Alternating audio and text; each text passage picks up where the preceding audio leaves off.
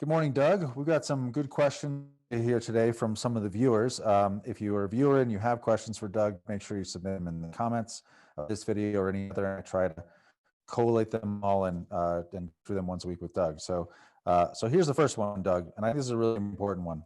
It says, when do you believe it's proper to take a stand and fight, or when is it better to flee and retreat? Well, obviously, the questioner is thinking exactly the way you and I are, because Mhm.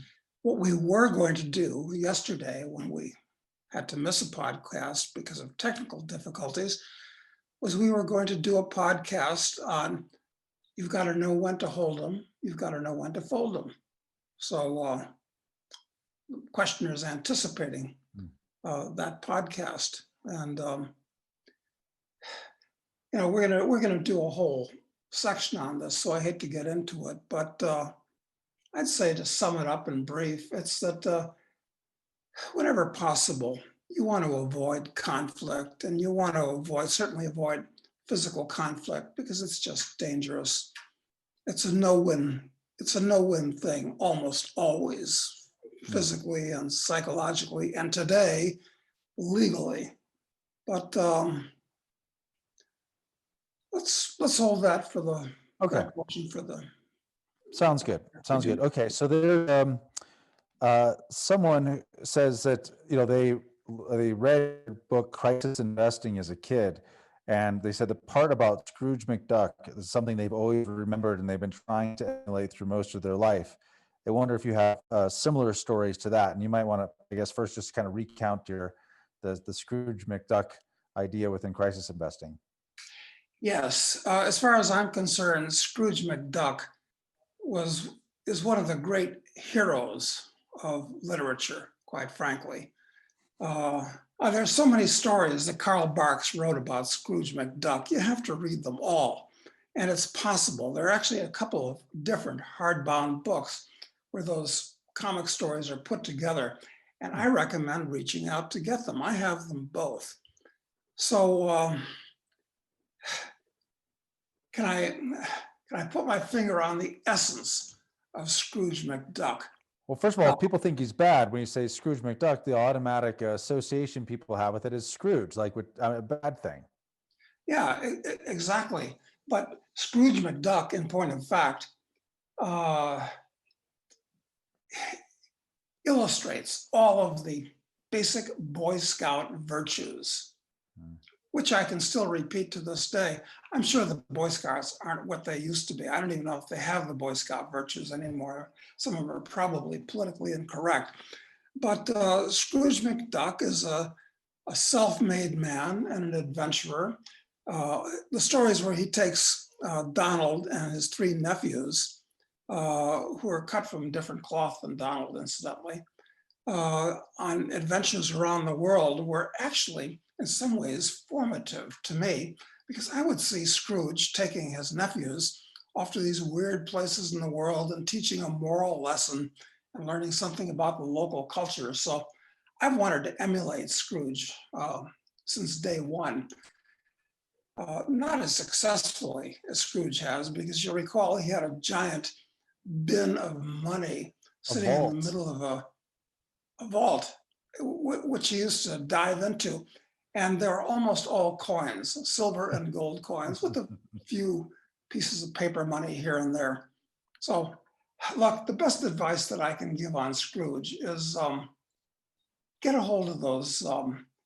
These things may actually be on the YouTube now. I wonder if we Googled Scrooge McDuck, Mhm. if the copyright would have let them reproduce the comics, or if you just have to buy these two large compilations of Scrooge.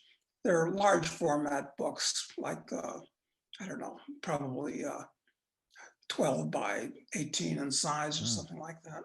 But Well, I'll check them out. If I can find them on Amazon or on YouTube, I'll link to them in the description so people can find them. yeah, good point. That would be, yeah, they're very instructive. And if you have a kid of a certain age, certainly I would say that's certainly 6 to 10 or 5 Mm. to 10 or Mm. 4 to 10. I would use those Scrooge McDuck books as instructional manuals for him. Hmm. I'm definitely gonna check them out myself. And for what it's worth, I invited Karl Barks when he was still alive to an early meeting of the Era Society, and he was such a he was such a gentleman that Karl wrote back and said, "Oh, I'm very flattered that you invited me, and I'm sure I don't deserve." And he was very sincere. I mean, he was a very modest guy. Of course, I've lost the letter or it's buried someplace, but seemed to be a very nice guy personally, in addition to philosophically very sound. I'm definitely going to check that out. Okay, so we had two different people ask about Turkey. So they wonder what your thoughts are regarding Turkey and the future of U.S.-Turkish relations. Reflecting on one of your newsletters from Casey Research many years ago, Turkey, one giant powder keg, I think was the name of the article. So he'd like to ask you your current views on the country, its economy, and assets related to Turkey. Yeah, first time I went to Turkey was I rode the Orient Express from Bern, Switzerland to Istanbul, and had many adventures on that 3-day trip. But I assume you didn't ride that one as a hobo. well, I was one step up from a hobo because we were in third class, and not on the way to Istanbul, but on the way back from Istanbul. An example of poor financial planning. We totally ran out of money on the second day, and we were bumming food from gypsies riding in the third class with us. Food and cigarettes from the gypsies who had their sheep on the train with us. So that'll give you an idea of the luxury accommodations that the Orient Express had in third class. Okay, so Turkey. I mean, the first thing I saw of Turkey was the unbelievably bad slums at the entrance to Istanbul from the train. I mean, this was quite an introduction because being a young American who up until that point had lived in the US and only traveled in Western Europe, I mean, these were slums made out of cardboard and baling wire and pieces of metal, really bad. Turkey's come a long way since then. I've been back to Turkey many times. And actually, if I was going to take a vacation on the Mediterranean, I would prefer to go to the Turkish islands as opposed to the Greek islands, actually.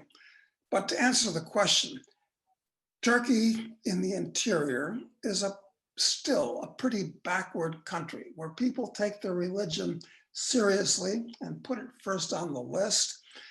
I don't think Turkey ever is going to become integrated into the European Union, nor should it, because it's totally different culturally. It's academic anyway, because the European Union is going to fly apart. I've been predicting that for years, and it's going to happen. But certainly Turkey is not going to become part of the EU, nor should it for cultural and religious reasons. But the interesting thing about Turkey now is, God, I remember so many anecdotes having been to Turkey numerous times over the years. Like one of the first things I remember, somebody brought up, because you sent me a written copy of that question, the currency of Turkey.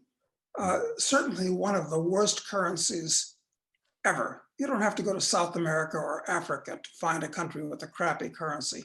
The Turkish lira is among the worst. And my first experience with kind of currency trading was when we still had money, me and two other hippies. When we still had money, before we frittered it all away, on things like this, I got a shoe shine from a Turkish shoe shine person, and he charged us, I don't know, 5 lira or whatever it was. And I gave him a bill, and he gave us change. But the change was in the previous currency, which had been disenfranchised. It was worthless. So it was a cheap education. How much was the change from a bill to a shoe shine? I don't know. But no, I like the place and I like Istanbul, but The thing is, you can still go to Turkey today and you find towns in the western part of Turkey that are still basically abandoned because it's where the Greeks were forced out. They were ethnically cleansed. Hmm. And it doesn't seem like anybody's living in these towns in Western Turkey because actually Turkey used to be mostly Greek. Hmm. I mean, lots of ethnic problems. And of course, the thing in Cyprus with northern Cyprus, which is kind of an unofficial Turkish rump state, and the rest of Cyprus. I don't know. Look, it's 100 million people. Erdogan wants to be a big shot. He wants to reinstall the Turkish empire. Hmm. Yeah, it's a potential powder keg. But is there any place you can invest there? Stocks get real cheap in Turkey from time to time. I haven't followed the market, but they do have a reasonable sized stock market and it is worth watching for all kinds of reasons. I don't know if those comments are helpful at all. I'm afraid they were more stream of consciousness than anything. Because there were two questions about this, and one of them, kind of just to follow up on it, just really wants to know about your thought about them taking a more aggressive role in international geopolitics. It seems like, as I mean, with the stuff with Azerbaijan and right now, it's interesting. And Libya, like they're making moves. Yeah, in Libya, the current leader of Turkey wants to be a big deal personally, pretty obvious, I think. And he wants Turkey to be a major player in the world. And that's always dangerous. So I don't know how it's going to end, or I don't even know how he's really going to wind up relating to Israel, who's by far the greatest military power in that part of the world. Good questions, but not questions that will necessarily have pleasant and happy answers. Okay. Someone asked about the reflation trade. He says, I'm a bit concerned about the reflation trade now that Biden appears to be at the brink of victory alongside a Republican Senate. Of course, this is changing minute by minute still, the election results. But so without the supposed, quote, blue wave scenario materializing, stimulus will be rather more challenging. Although I think gold rises in inflationary, deflationary environments, I'm not too sure about silver. What do you think about that? What do you think about silver, and what do you think about the inflation trade? Look, I hate to say this with gold at close to $2,000 an ounce, because remember, I started buying gold at $35 an ounce. I've never sold a single coin. I don't know what I'm going to do with these things eventually. I hope I don't have to barter them. There are worse problems, though, Doug, than to be like, oh, what am I going to do with all these? You're still saving up for the Scrooge McDuck day thing. Yeah, I mean, I guess we're all wired basically like, I've often said this, we're wired like squirrels, where it's genetic to put stuff aside because winter cyclically comes. So yeah, hey, excuse me, it's not my fault, it's genetic. Yeah, I think gold is going higher for a lot of reasons. And that's a whole separate discussion, parsing the 7 or 8 or 10 reasons that I think I could list as to why I'm bullish on gold at this point. Silver, different story. In the past, it's been the main monetary metal. Today, relative to gold, it's still very, very cheap. About 80 to 1. A lot of people, it's funny when you talk about silver.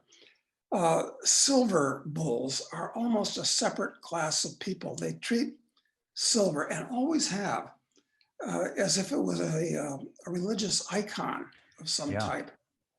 Now, why is that? Why does this class of people treat silver like something very special?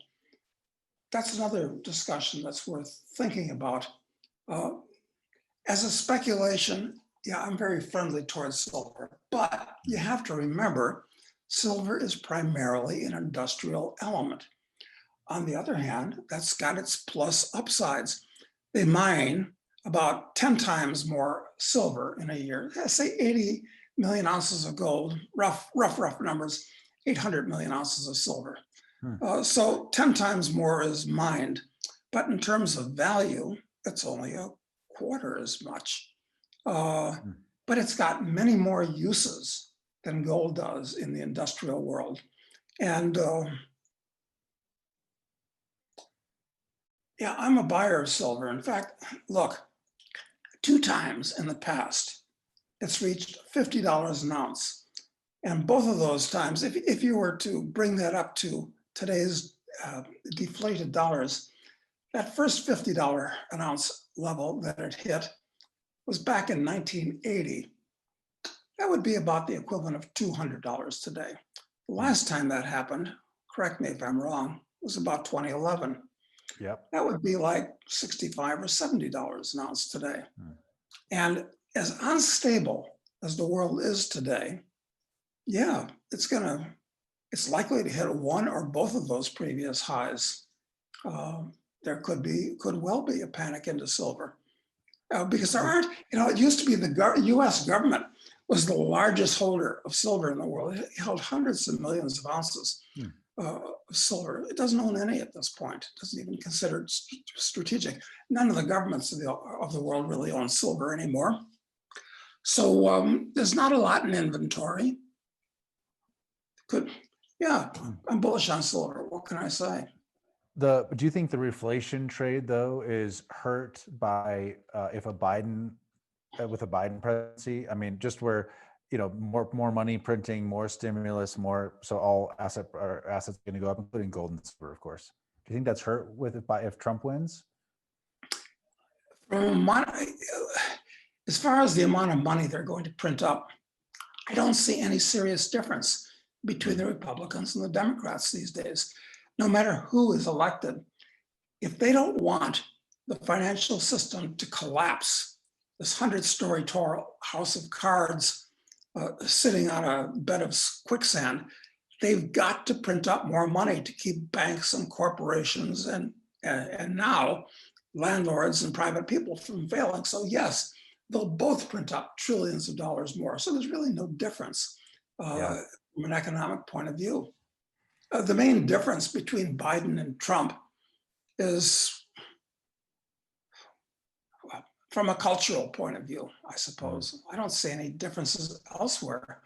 Well, in the reflation trade, Trump was holding back on wanting to give money to the cities that have been, really mismanaged. So he's held back on that, but he's been for, trillions of dollars of stimulus elsewhere. He's just he seems to have held the line on that temporarily, but whether he would going forward or not. Well, and I certainly approve of that action of Trump. I mean, you should punish these people that live in these cities by not allowing them to offset their huge taxes to the state and the local governments against their federal income taxes. Clever and correct on Trump's part. So that'll change if Biden's elected. So what do you think, just talking about prices of things going up, I don't know if you saw, but I think Bitcoin today is something like 15,500. Yeah, I like Bitcoin even at these prices because other than gold, which actually is hard to purchase privately so that nobody knows that you have it, Bitcoin is wonderful that way. I mean, look, you have a bunch of gold in the US and you decide you want to make the chicken run and leave the US. It's inconvenient to transfer your gold out with you and put it in a foreign account. And which foreign account for physical gold? Bitcoin solves those problems. And I don't know what the long-term future of Bitcoin is going to be. What really scares me is that there's going to be Bitcoin 2, which is going to be much better than Bitcoin 1.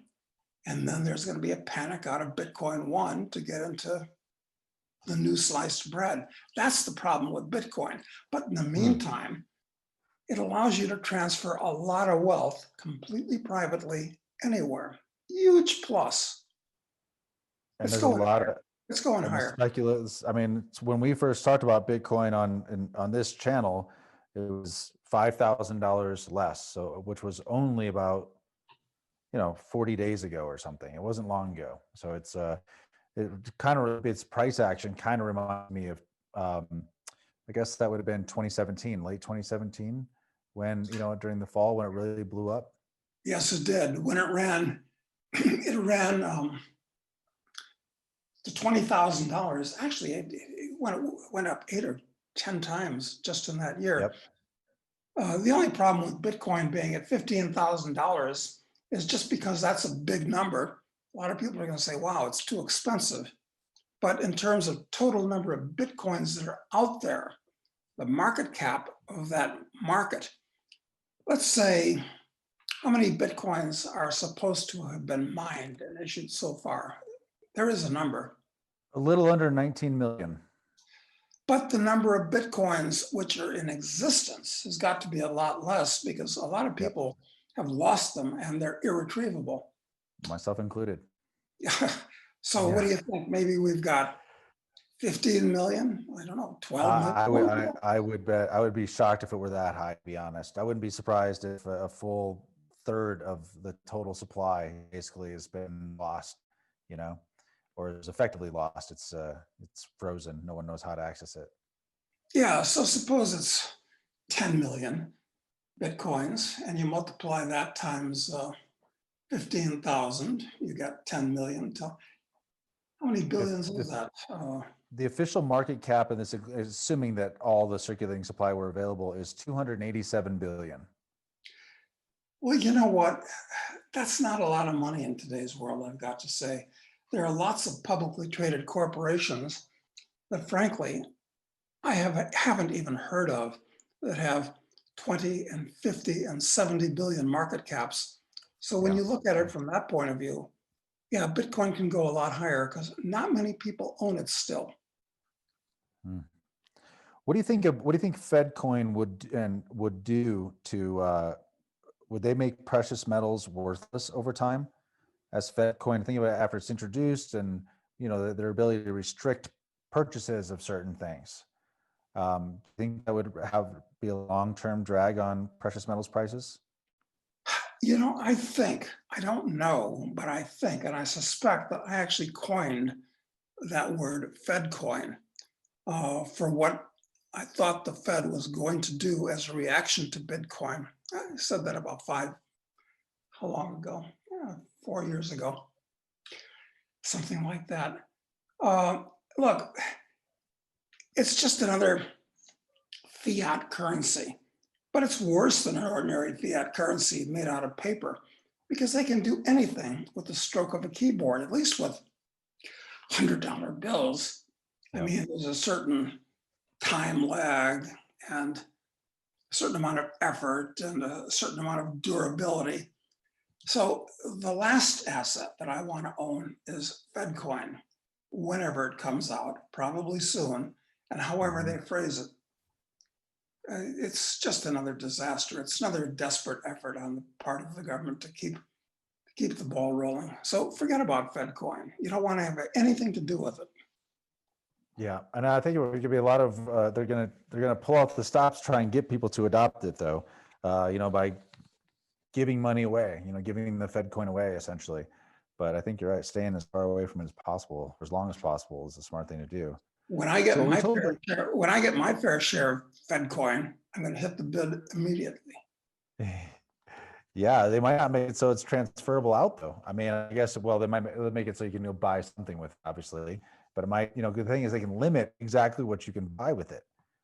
Yeah. That's one of the scary things about it. So we told people that you were driving from Aspen to the DC area. And so someone wanted to know what car you drive, and you have lots of experience with lots of different cars, but that's for car people like me, they're interested in this sort of thing.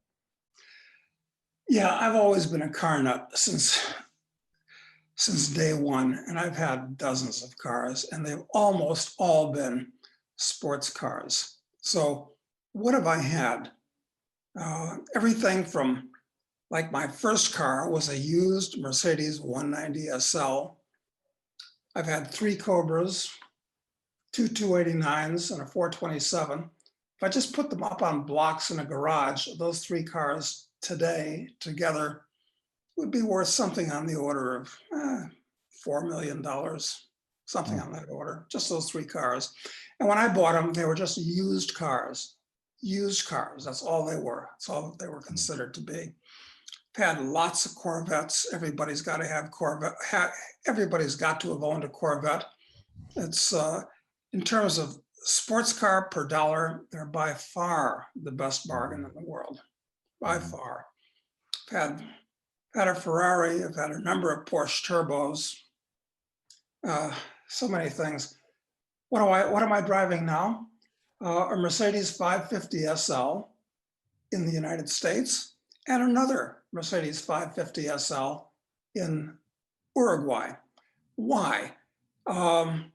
Because you get to a certain age and it's just unseemly to be driving a hot rod car or a Porsche. It looks like you're trying to impress somebody, young Yeah. women in particular. So, I just wouldn't feel good about that. But a 550 SL, it's classy. They handle well. They give you everything you want in a car. They're sporty. They're fast. So, and it's appropriate for somebody that's of a certain age. So, Well, and they sound good. When you left my house the other day, and you pulled out of the driveway, you could hear you get on it a little bit. Not a lot, but the way those cars sound, they're just, they sound beautiful. The deep throated roar of them behind them. They're awesome cars. And if you want to buy one used, they're what's often termed second wives cars, where a rich guy gets married and starts life anew with a second wife and wants to show he's a sport. So he often buys his second wife one. And it's just the cultural ambience that surrounds, I don't know why. So almost always 550 SLs have very low mileage. They're ultra well maintained. They're babied. And for cars like that, which aren't a collector's car, you can get real bargains. I mean, a new one will cost you 120 grand, but you can get one that is indistinguishable for new for half or a third or a quarter of that. If you just You get one that's 15 years old that's got 8,000 miles on it, Yeah, exactly. So if you're of a certain age and stature, et cetera, yeah, so that's why I drive a 550 SL now. I don't know what the next car is going to be. Who knows? Probably not a car that's autopiloted, that tracks your every move and will deliver you to wherever you're wanted. Right? Yes, or maybe a flying car. That would be even better and as likely. That would be good. That would be good. What's so there's a couple questions here about the elections that I just think are worth talking about briefly. So Emily said, actually, let me start with a different one. He says, do you think that the complete shit show of mail-in ballots and counting was done on purpose to just to create chaos? Or do you think it really is just that we're institutionally totally incompetent? Well, politics by its very nature is corrupt. And the people that engage in politics are untrustworthy and unreliable from my point of view. Not all of them, obviously, but look, I don't know how they're going to resolve this thing, because it appears the country is split right down the middle. So how are they going to do this? They can't recount all the votes. And both parties are really sincerely, I think, accusing the other party of theft of the election and cheating. I think the Democrats are much more likely to be guilty of that for many reasons. I mean, I think I've said before, I grew up in Chicago, and even when we were kids, we used to make jokes about how dishonest the elections were in Chicago. And what do we know? We were kids. We weren't even voting. But it was kind of a meme. It was well known in the city. So the U.S. has turned into Chicago on a giant scale at this point. So, but it's interesting. I read an article in the Atlantic and another article in the Guardian, the British newspaper, about how Trump was going to steal the election and not move out of the White House, and on and on and on and on. All kinds of things from the Democratic point of view. And of course, we know the Republican arguments about masses of ballots being shipped in at the last. Yeah. How are you supposed to know? Look, it's very tough to comment about things where you don't have firsthand knowledge.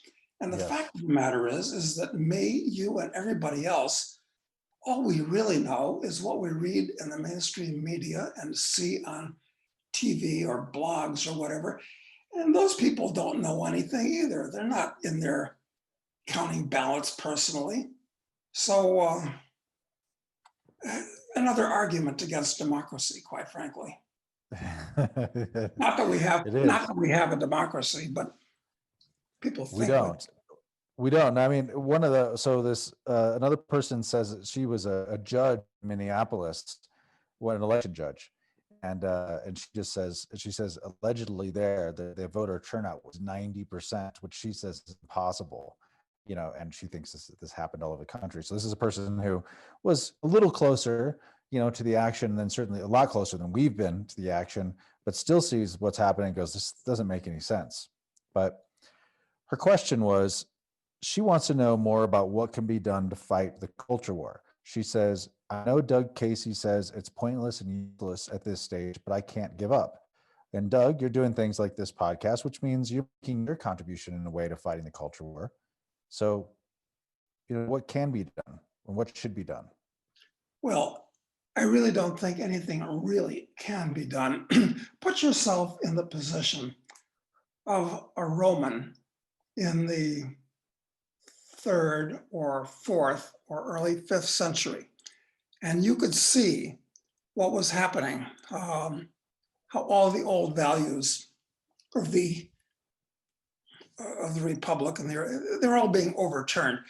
What can you do, or could you have done elsewhere to have turned that around? Because there are great masses of people involved, the flow of history. So what can one person do to stand against it? I mean, in that movie Gladiator, which was an excellent movie, I thought it was fairly accurate in a lot of ways. What could Marcus Aurelius have done as the emperor? Well, actually, nothing. I mean, the most powerful man in the world, much more powerful than today's president is. There's nothing that he could do to, he was fighting the good fight against the barbarian invaders. Look, history has its own flow. So the reason why, I think you and I do this is because it's good karma. Right. And you want to feel like you kind of went down fighting anyway. You didn't roll over on your back like a whip dog and wet yourself. So right. So that's what's on my mind. But do I expect to win? No. I expect the situation is totally hopeless. And I explained this in the past, where you've had several generations of kids increasing in number that are indoctrinated in school with all of the wrong values from top to bottom. When you've got the people that run the big corporations all rolling over and feeling that way, when you've got all the academics, all the people that run NGOs, absolutely, almost all the politicians, the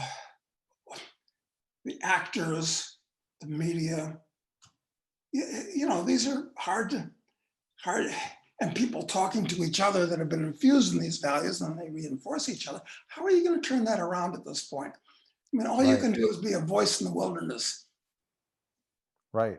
Well, and I think it goes back to the original point you said about, like, well, we won't go too much into about whether you should, know when to hold them, know when to fold them, like, when you should fight and when you should move on. And I just think I think you don't have to feel like it's your obligation to push back to that tide. I don't think. Like, there are some people who think a certain way about things, and they're moving the culture, or let's say their culture, they're moving in a certain direction.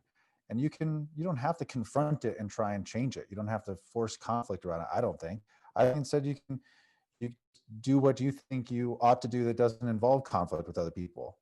I mean, we do this, but we aren't fighting with anybody by doing this. We're not confronting anything. We're not demanding anyone do anything. And so it's a when it starts to feel like a fight, it seems to me you've already gone wrong. Yeah, I agree. And I say that as a huge fan of the Rolling Stones' best song, in my opinion, Street Fighting Man. Yep, I agree, Matt, totally. Okay, so let's see, next question. Somebody says, out of the last 5 presidents, who do you think was the worst and why? Yeah, you sent that to me earlier, and I'm glad you did, because it made me think, well, what were the last 10 presidents in order? And so I actually wrote them down. Let's see, where did I do that? I thought I wrote them down on this. No, it doesn't matter. I must have wrote them down on a piece of paper in the other room. Look, have we had any good presidents?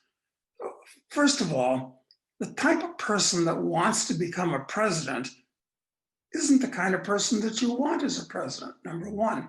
He's clearly the type of person that thinks he knows what's best for other people and is willing to make them do what he thinks. It's just a personality type that's drawn to that occupation. So, having said that, it got me thinking, who were the worst presidents the US has had throughout history? And I thought that, well, maybe Woodrow Wilson was the worst. Why? Pretty awful. Pretty awful. I mean, he was responsible for the Federal Reserve. He was responsible for World War I, even though his slogan in 1916, when he was reelected, was "He kept us out of the war." Yeah. He wanted to get the U.S. involved in the League of Nations, which the UN equivalent of its time, which is just like the UN is today, a corrupt club for high government officials to play big shot. So I'd probably put Woodrow Wilson as number one on the worst list. Probably put Franklin Roosevelt as number two.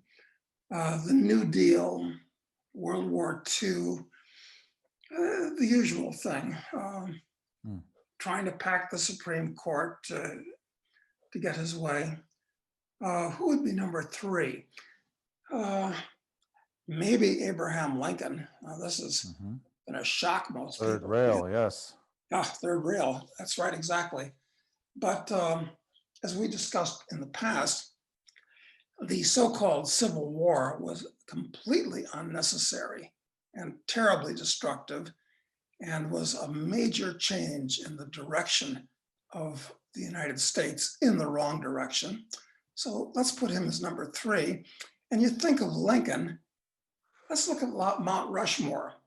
Washington, good guy. One mistake he made was that Whiskey Rebellion, putting it down in Western Pennsylvania. But whenever you're the president of something, you don't want it to fall apart on your watch, even if it should. Right. And this was a major impetus for Lincoln, too. Not on my watch. But who else is there? Okay, Washington, good guy. Jefferson, good guy. Who else do we have on Mount Rushmore? Well, Lincoln, we've covered him. Teddy Roosevelt. Now, that's an interesting candidate for president. As an individual, I know I'm, as long as we didn't talk about political philosophy or economic philosophy, I mean, he would have been a great guy. Hunter, fisherman, outdoorsman, explorer, writer, historian. He was you know, he liked to box for Impressive. recreation, yeah, all kinds of things. Yeah. Uh, Yeah. I'd say he was a great guy to go out and play poker with or have a drink with. I mean, great, No absolutely, doubt. Yeah. yeah. Yeah. But as president, I mean, he was an imperialist and all kinds of things, very aggressive when it came to, he wanted to print up money, all kinds of things. So mixed bag. And who after What's him? Well, so of let's, course, how could I'm I? just wondering what the common theme is between all these guys. They're all statists. They're all Hmm. collectivists. They're all people that wanted to make the state bigger. They're all Like war. warmongers. And let me add in that context, how could you leave him off the worst five list? Lyndon Baines Johnson. I Right. mean, he was a genuine criminal personality. And not only that, one without charm. I mean, he was probably the most vulgar of presidents. So those would be my top five worst. Now, yes, you can add in Obama someplace in there, kind of a non-entity, kind of a puppet on a string. Um, Hmm. you can add in the Bushes, horrible people, warmongers, unprincipled, terrible people. Worse than Obama? Maybe. I don't know. Could be. Um, and who else is there? Jimmy Carter gets a bad. Jimmy Carter was ineffectual. Didn't do a whole lot of damage actually. In fact, Jimmy Carter uh, abolished the. He deregulated the airlines. Most Mm. people don't know that. I mean, Well, one of the things I heard a favorable comparison between he and Trump actually that was saying something like that Trump is the only president since Jimmy Carter not to launch a new conflict, warlike conflict, or to aggressively ramp up an existing one. Like he's the only one since Carter, or he's the first since Carter that didn't do that.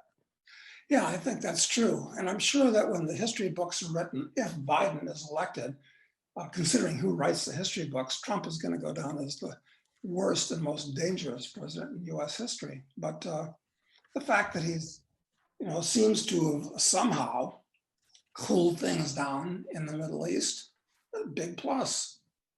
I mean, Trump's main problem, from my point of view, is his economic stance on things. But in a way, he's been painted into a corner because at this point, the structure is going to collapse. And nobody wants the structure to collapse on their watch. Right. So I agree. yeah, He's big kind of problem. stuck. No good presidents. I mean, will Clinton be one of the worst? That's interesting. I mean, I wonder if they're ever going to solve all these Arkancides. I mean, is Clinton the first president in American history that has been surrounded by rumors of murders of friends and associates, ex-friends, I should say, and associates? Hmm. I don't know, but I can't imagine we get to the bottom of any of that at this point. It seems like nobody cares. No, Nobody cares about stuff that happened last year. Nobody cares about the the Wuhan coronavirus. Nobody cares about that. exactly. But the thing that concerns me about all the rumors about Arkancides is that I don't think there's another president that was surrounded with not just one, maybe, you know, one of his agencies took out somebody he thought was a bad guy, but a lot of them. And not only that, but going into foreign countries and conducting selective assassinations of people. Hmm. What if various foreign countries did the same thing here in the United States? It might be like that situation with Stalin, which is time to promote the book. Lots of interesting anecdotes in this book that are better thought out than I can do on the top of my head here. It's that Tito wrote a note to Stalin and said, "We've captured 5 of your men that you sent to assassinate me. If you send a 6th one, I will send one to Moscow, and I won't need to send a 2nd one." Now, Mhm. perhaps this is the way that international politics should be conducted. I mean, let the guys running these countries do the equivalent of a cage fight. Well, using, Right. right. I mean, why involve armies of hundreds of thousands and nations of millions to fight fight out your personal battles and dramatize your psychological aberrations? Anyway, Right. And as a matter of became like a fan a of Tito official after US, I read that. as a matter of official US policy where they don't allow assassination of foreign leaders, is just kind of saying, hey, we elites are all off limits. Don't worry, we won't go after you. Don't go after us. Let's just send our young men and women, to fight Yeah, these wars on our behalf. send the little people out to do the dirty work. Exactly. Yeah. It's a crazy thing. What do you think? So speaking of the book, someone says, when or will it ever be possible to buy an autographed hardcover of your book to add to the collection of other autographed hardcovers they have by you? Well, thank you for your question. Authors love to hear questions like that. This This is a book legit is question too. This isn't mine. yeah, this book is a quality soft cover, but the hardcover is coming out early December. So that'll be possible then. And if you just write to us at High Ground Book, I'm so bad at even remembering the name of my own website. But send us a I note. think it's I think it's High Ground Books. I can look it up. Yeah, we'll have to check. Anyway, I'll leave a link in the description. But anyway, if they okay. write to you there, Send us a note and we'll let you know. And John and I will suitably inscribe it to you. very good. Which I knew you personally, so I could more suitably inscribe it, but I don't. But maybe in the future I'll go to a conference or something like that. Although I increasingly dislike going to conferences for all kinds of reasons. Number one, I mean, they're a pain. And number two, because of this hysteria about COVID, there may be a lot less physical conferences for who knows how long. Yeah, that was one. Somebody asked about that. When you thought there might be, that sort of in-person networking and conferences might return to what it was like in 2019. Do you have any sense of? I know it's just a guess, but any thoughts on that? Yeah, well, how long is this hysteria going to last? Maybe it'll come to an end after Biden's elected and it won't serve a new useful purpose. Maybe. I kind of doubt that. But what about the next virus? Now that people are accustomed to going crazy when there's a wisp of danger for some small section of the population, mainly my section, people over 60 are the only ones that are really in danger. Good question. But the whole basis of society has been turned upside down in some ways, and it seems to be getting worse from day to day. We haven't even gotten the real economic impact of this yet. Right. So, people don't talk about the economy and the Greater Depression. They're concerned with, so this is, the answer to the question is, I don't know when. I was looking for things to do this weekend that I could do in person, whether it be like scheduling to go to an art museum, during a certain time slot so you can have effective social distancing, just something, but get out and see people. And I found a couple of things, but most of the things that I found are protests that you can go to. So scheduled protests, not protests against lockdown, of course, those are forbidden, but I mean, protests against, stop the stealing of the vote and stuff like that. So I found a couple of things like that I might just go to just because, it'd be nice to interact with some people. Yeah, just so you can say that, I did that, And I saw what these people are up to. Yeah. Would you have had to have worn a muzzle? Well, you're supposed to, but I just want to find out, is it actually enforced there? Are the social forces of the people that are at these groups such that you'd be ostracized by not wearing one? I don't know. I haven't done any of these, so There's one tomorrow though that I may just stop by just to see. Yeah, well, the reaction in different parts of the country is different. I mean, some people are much more hysterical than others. I'm glad I'm not in Aspen anymore because the People's Republic of Aspen is, very, very PC. Right now, I'm in Charlottesville, Virginia, and it's more mellow here, but I don't know where I could go where people wouldn't take this nonsense too seriously. Sign of the I think times. people are going to get to a point where the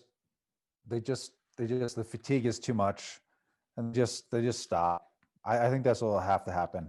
Now, organizers of events, I don't think you can't do that because of liability reasons, and the facilities won't release to you or whatever. So there's going to be problems with that. But I just think that people are just there's going to be some level of fatigue where people are just like this. I've got to believe that. And maybe it'll end the way V for Vendetta ended, because don't forget there was presciently that book and the movie both posited a viral attack at that time too.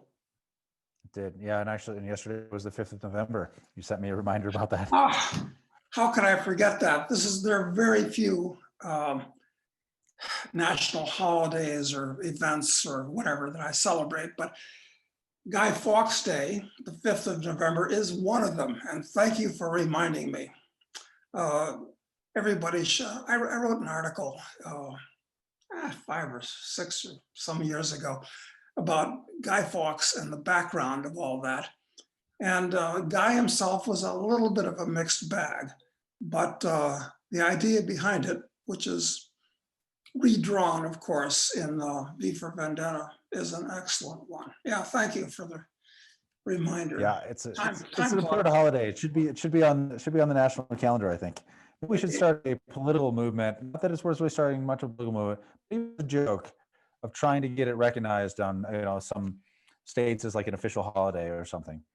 But when I look at my Google Calendar, which they kindly update for me all the time, there's all these holidays that you can't get rid of them.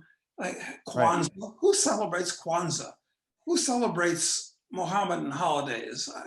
There's all these weird holidays that they've added on there, and I'm supposed to, it just clutters up my screen. It's very annoying. And I've got to say that Guy Fawkes Day is not among them. It's not. So maybe it's just a little side project. I'll see if I can stir up something about that. That would be fun. Yeah, that's right. There's one last question I want to ask you about for today, and that is, it's what is Doug's view on the purpose of life? We live in the now, but what makes life worth living? Yeah, well, yeah, that is a genuinely cosmic question. That is the kind of a question that is best answered with a snifter or 2 or 3 of brandy and a couple, at least one, but a couple excellent Cuban cigars. I prefer Cohiba Esplendidos. Yeah, meaning of life. Look, that gets us into things like, okay, first question is, when you die, is that the end of the story? I mean, this is what religions have concerned themselves about for thousands of years. But nobody talks about this aspect of religion very much, except when you go to a Christian meeting, they tell you how nice heaven's going to be, but nobody quite knows what heaven's going to be like.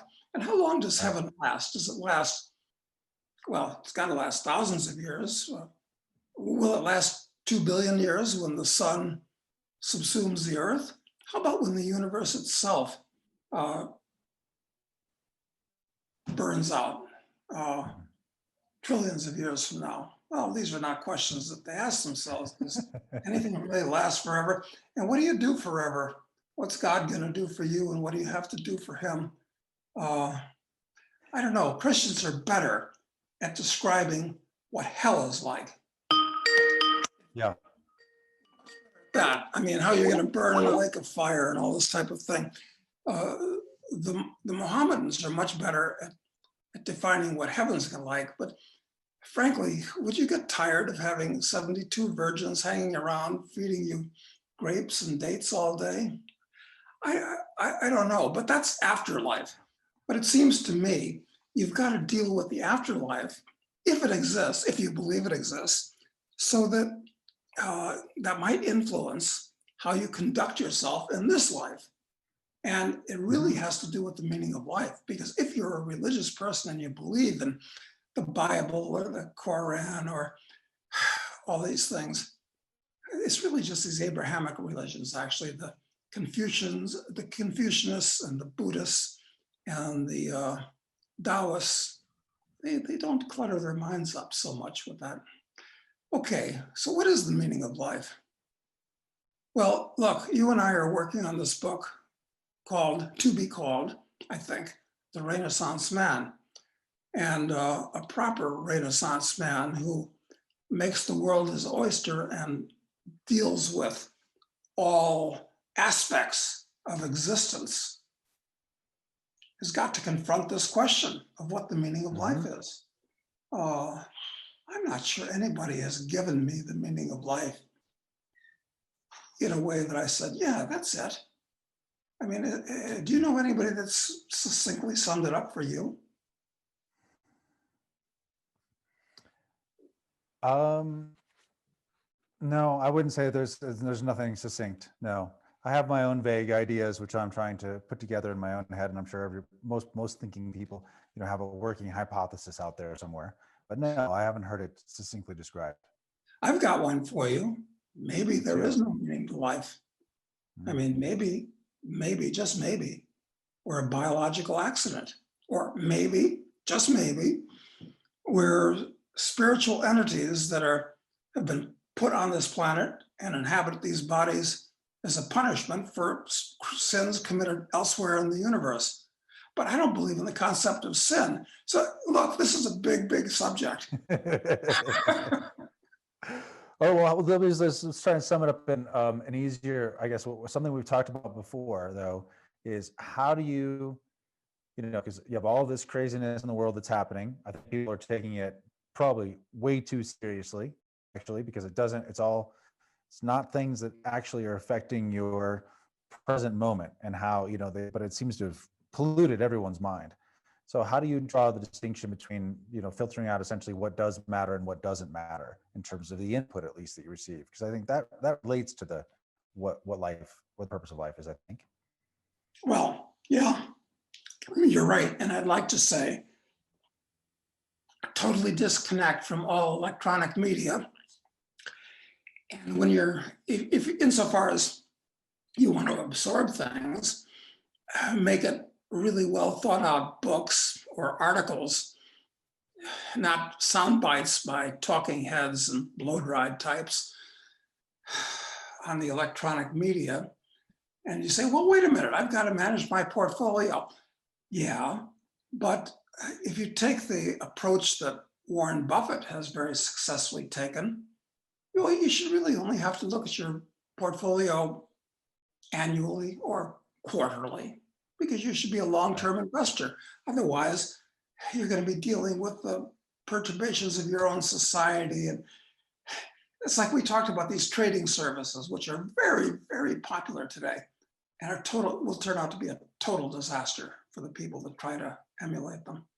Mm-hmm. So yeah, that's what I'd say. I would say disconnect and try to be more of a Taoist monk. Maybe meditate for an hour every day in a Padmasana. Mm-hmm. And other than that, get some exercise. And Deal with real humans. maybe there's no answer at all, Matt. No, I think it's a real answer. I think it's a great answer. Actually, one of the things I realized, I was not reading books as much as I used to.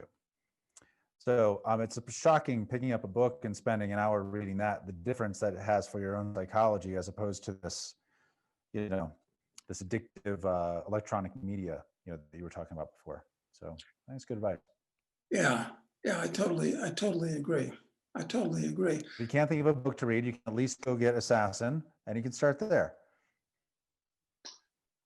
Yeah, exactly. And why should I care what some talking head on television or God forbid, even the YouTube where you and I are. Why should I care what they think? Right. That's true.